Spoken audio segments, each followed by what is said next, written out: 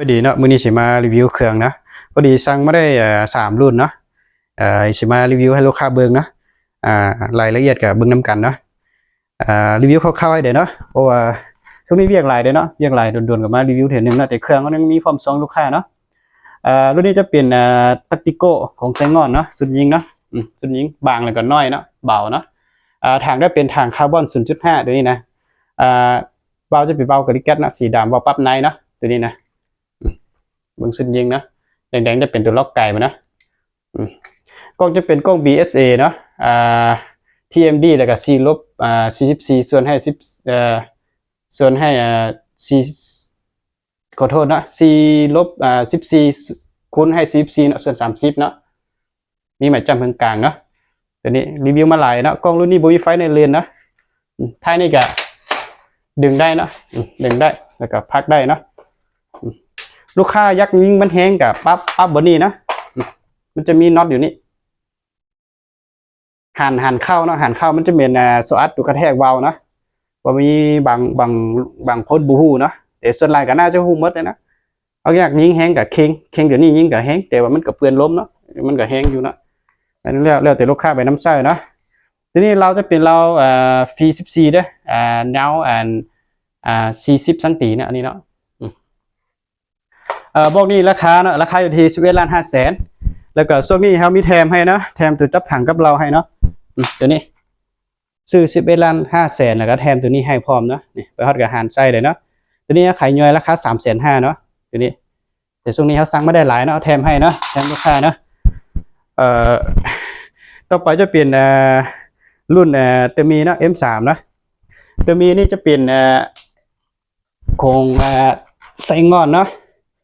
แต่ว่าเตมีนี่เนาะมันใส่เรา60แต่มันจะมีน้ำหนักเนาะน้ำหนักกว่าTacticoตัวนี้นะตัวนี้นี่ครบตัวนี้ก็เกือบอยู่พอ4 โลนี่แหละเนาะนี่นะเรา60 12เกียวเราทีเคฮ่องกงเนาะถังนี้เป็นถังคาร์บอนเนาะ 0.5 แล้วก็สุดยิงจะเป็นของไซงอนนะของเตมีนาโตนะจะเขียนนี่เลยนะเตมีนาโตนี่เนาะ F3 เตมีนาโตอันนี้ power เนาะ840นะอันนี้นะบรรจุได้ลมนะตัวนี้ตัวดำนี่ล็อกไก่ได้นะล็อกไก่รีวิวมาคือว่ารีวิวมา2-3คลิปแล้วเนาะเรา60นะนี่เรา60กับเรา50นี่เรา60นี่เหงาหลายเนาะแล้วก็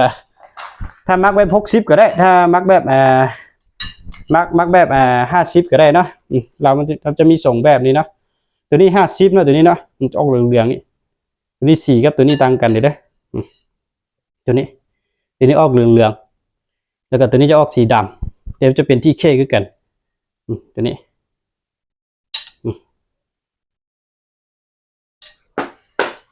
สั้นลายเนาะ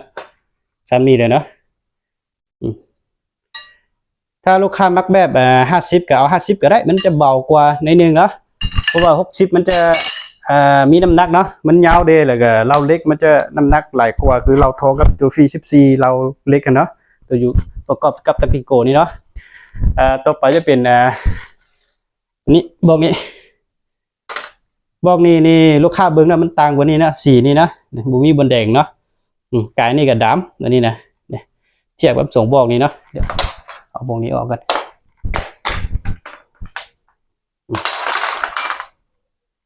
เนาะอันนี้ต่างบนนี้เลยเนาะเนี่ยสีแล้วก็บนนี้มีโลโก้เนาะตัวนี้บ่มีโลโก้เนาะ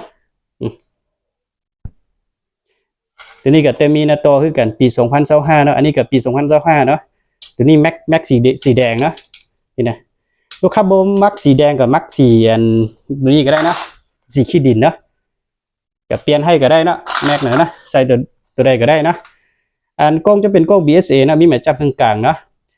วาล์วจะเป็นวาล์วกริแกตสีดำวาล์วปั๊บในเนาะรุ่นนี้ใส่ได้แต่วาล์วปั๊บในเนาะ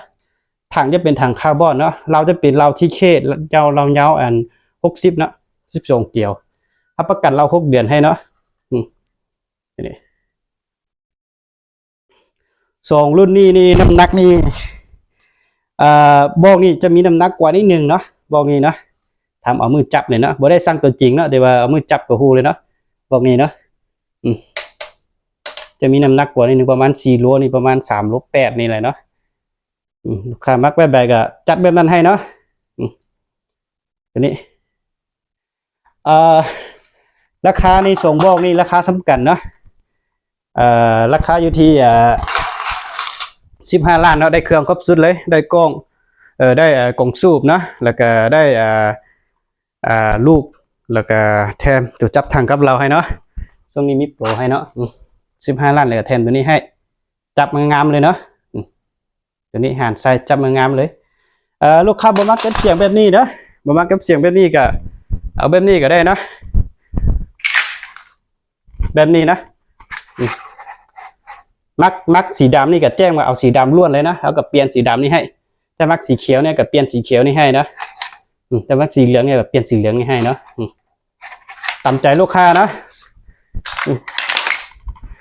เครื่องนี้มีพร้อมส่งเนาะลูกค้าคนใดสนใจก็ติดต่อมาหาเนาะแต่มีนี่สิเอาเรา60ก็ได้เอาเรา50ก็ได้นะเครื่องเขามีพร้อมส่งให้เนาะ